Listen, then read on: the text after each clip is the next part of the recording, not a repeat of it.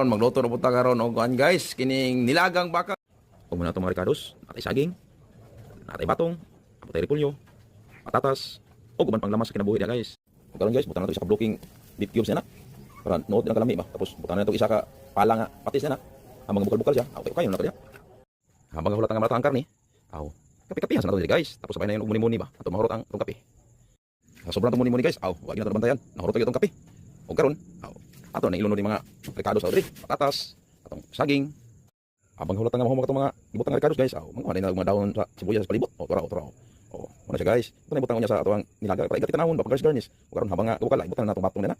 Ug butang ko na itong tulo ka sining demonyo. Ito ara. Pero tingnan niya ni piti ng bahaw ni ron. Okay gamay.